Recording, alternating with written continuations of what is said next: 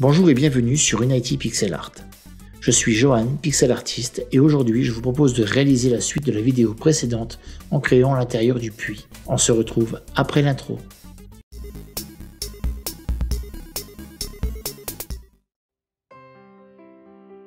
À la fin de cette vidéo, vous aurez les compétences nécessaires pour réaliser vous-même l'intérieur d'un puits en pixel art et de pouvoir l'exploiter dans votre jeu.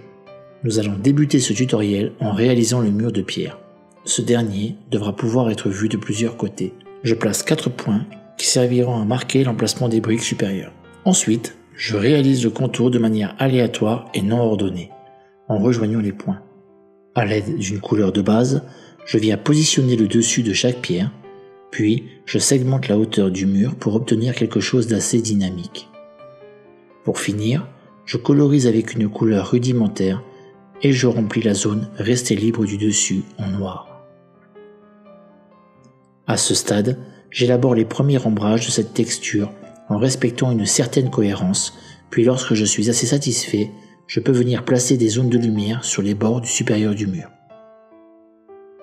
Difficile encore de différencier à quoi ressemble le mur pour le moment. C'est pourquoi je viens mettre les lignes verticales qui vont délimiter une largeur pour les briques. L'ajout de quelques irrégularités permet de bien crédibiliser le mur. Lorsque j'ai ombré le haut et que les lignes de séparation sont intéressantes, je peux venir texturer encore les briques.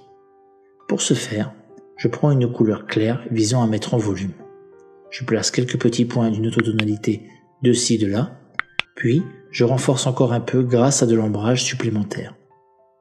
Lorsque j'ai terminé, je peux commencer le côté gauche des briques, sachant que l'épaisseur se voit de moins en moins due à la perspective. Il suffit ici de dessiner de manière à rejoindre le bas du mur, puis de remplir avec la couleur qui convient le mieux. Je n'hésite pas à effacer et réagencer certains pixels dont le placement ne serait pas approprié. Une fois fini, je remplis le reste de noir. J'ajoute encore quelques petits détails sur le mur, vu de face. Passons à la partie basse du mur. Comme pour la vue de côté, il suffit de suggérer les briques sur la longueur d'une case, puis de remplir et venir mettre en volume comme précédemment. On remplit le reste de noir, et nous pouvons copier-coller en miroir la partie gauche. Comme vous pouvez le voir, je dois adapter le mur puisque le coin ne correspondait pas à la partie droite. Rien de bien difficile ici. Il suffit de supprimer cette petite zone en trop. Je réagence également en texturant quelques briques, et ce, toujours pour casser cet aspect trop linéaire que je déteste. Je peux copier un pan de mur et venir tester sa répétition en pensant à le déplacer à la fin de chaque mur. Lorsque tout me paraît bon, je remets le set en place et j'en profite pour texturer encore un peu les différentes briques qui paraissent trop plates. J'agence encore un peu le set pour pouvoir y placer différents types de sols. Donc, pour ce faire, je construis un décor simple en favorisant une répétition de pans de mur, puis j'ébauche les pavés toujours de manière très simple. Je donne une forme ovale et je redimensionne celui du bas pour trancher avec les symétries. Ainsi, je peux faire comme un gros pavé en bas divisé en deux. Me reste à fermer les formes, puis à remplir une couleur foncée et je mets les premiers reflets pour la mise en volume.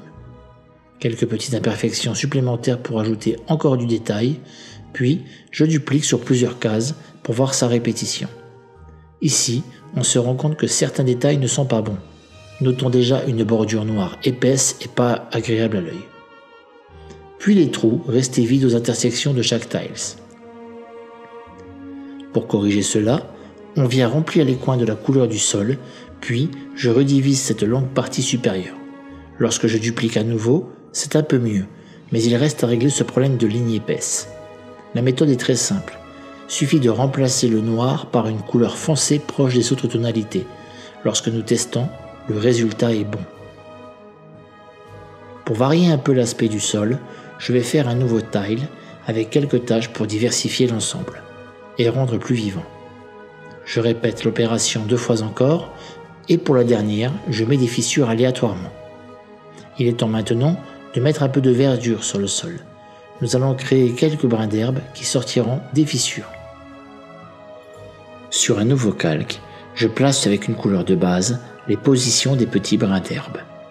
J'essaie de les placer de façon à ce qu'ils ne soient pas trop chaotiques, Pensez à la mise en volume en plaçant les reflets sur les brins d'herbe, puis je réalise encore un set de sol avec des petits pavés creux foncés pour la profondeur. J'ajoute encore quelques petites taches pour varier l'effet du sol. Également, je réalise des petits brins d'herbe sortants et je n'oublie pas de les mettre en volume encore une fois. Ensuite, je vais créer un trou et des fissures sur le mur. J'utilise le calque de l'herbe pour dessiner les différents trous. Avec une couleur foncée, je dessine la forme générale d'une fissure et je continue en mettant un peu de réflexion sur les arêtes du bord. Lorsque j'ai terminé, je déplace le tout sur ma carte de 7. Pourquoi ne pas réaliser un trou d'évacuation avec une grille? Pour ce faire, un cercle rempli de noir, puis sur lequel j'ajoute un contour pour le faire ressortir du mur. Enfin, je dessine des lignes verticales pour créer les grilles. Je m'y reprends plusieurs fois jusqu'à trouver ce qui me convient. Faisons maintenant les lianes et autres racines qui descendront le long du mur. Avec un verre relativement foncé, j'ébauche les végétaux de manière très aléatoire. Je place quelques reflets par-dessus pour renforcer encore l'aspect général. Quelques points jaunes viendront agrémenter encore du détail et pour finir, avec les lianes, je vais ajouter de l'ombrage pour la profondeur. Le résultat me paraît très satisfaisant. Je vais créer aussi un petit artefact en or qui pourrait servir pour une quête par exemple. Un petit cercle rempli de jaune moyen à qui je mets un reflet central et à qui j'ajoute les contours enfoncés. Pour finir, je lui ajoute les détails en son centre. Une fois satisfait, je peux le placer sur le set. J'en profite juste pour lui créer une petite ombre, ce qui permettra de comprendre qu'il est en hauteur. Nous pouvons continuer et réaliser une clé en or également. Cette dernière servira quant à elle à ouvrir un certain type de porte. Elle débloquerait l'accès à un trésor ou à un passage spécifique. J'élabore sa silhouette, le but ici étant d'avoir une forme à travailler. Puis, je corrige et réalise son contour. Un creux dans la clé et quelques zones d'ombrage suffiront largement à rendre les détails dont nous avons besoin. N'oubliez pas de mettre le reflet par le dessus pour qu'elle soit bien en volume. Un copier-coller de cette clé placé au-dessus, puis recolorisé via la commande Shift plus U en gris argent permettra d'accéder à des endroits moins importants par exemple. Je vais maintenant faire une porte avec une ouverture par clé justement. Il suffit de prendre une couleur brun et de dessiner une forme représentant la porte. Je remplis avec un aplat de couleurs, puis je fais en clair la partie haute. Quelques lignes verticales pour faire les rainures du bois, puis une ligne de reflet sur le bord et je continue avec le contour de couleur foncée. Je place la porte sur le set et je vais tester de fermer les zones autour. Après réflexion, je préfère faire tenir entièrement la porte dans une case de 16 par 16 pixels. Il suffit ici de déplacer chaque partie vers l'intérieur de la case. Je termine par une recolorisation et viens dessiner une serrure de porte. L'ajout de 2 charnières vient enrichir cette texture et donner un côté plus réaliste. Je colorie avec une couleur proche du métal et je mets en relief. J'en profite aussi pour assombrir les lignes de planche sur la porte et ajoute quelques taches sur la devanture de bois. Faisons maintenant une entrée lorsque la porte s'ouvrira. Pour ce faire, remplissons de noir une case du set sur le mur. Je précise sur un nouveau calque. Et nous allons sculpter une forme pour la porte en effaçant les pixels superflus de chaque côté de l'entrée. Lorsque c'est terminé, je déplace les 2 cases sur un slot libre. Vous pouvez également réaliser un interrupteur sur le mur pour déclencher un mécanisme d'ouverture par exemple. Mais je n'en ai pas l'utilité dans cette vidéo. Nous allons faire une torche accrochée sur la paroi murale. Munissons-nous d'une couleur pour faire le bras 0, puis réalisons son contour. Faisons l'ombrage et mettons une mèche pour y faire une flamme que nous animerons. Je crée une flamme. Nous utiliserons 3 couleurs partant du jaune clair au orange. Je place ce brasero sur un set libre, puis j'isole la flamme pour l'animer. Finalisons en terminant la mèche et passons à l'animation. Pour la première image, je prends la flamme que j'ai réalisée, puis j'ajoute une frame via le raccourci Alt plus N. Je supprime pour dessiner une nouvelle position pour la flamme. Je vérifie bien que l'animation soit cohérente pour ne pas avoir d'aberration lors du rendu final. Je réitère l'opération sur 2 frames supplémentaires, puis je teste l'animation en temps réel afin de repérer les défauts. Une fois les 4 frames terminés, il ne me reste plus qu'à les replacer sur la frame 1 et supprimer les frames restées vides. Ajoutons un piège pour tuer le héros. Je place de petites croix noires pour marquer les trous de pique sortant du sol. Avec un gris foncé, je place un ombrage supérieur pour donner l'impression de petites ouvertures.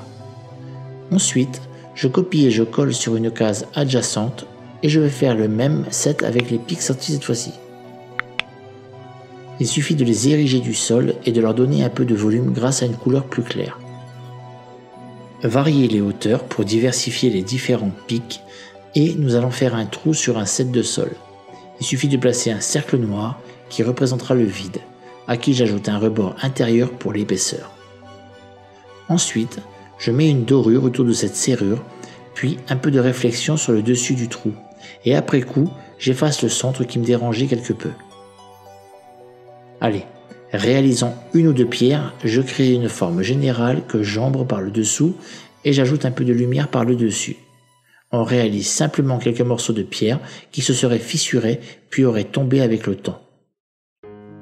Voilà qui termine cette vidéo qui, je l'espère, vous aura bien plu. Dites-moi en commentaire si le format vous plaît et si vous avez réussi à terminer le tutoriel.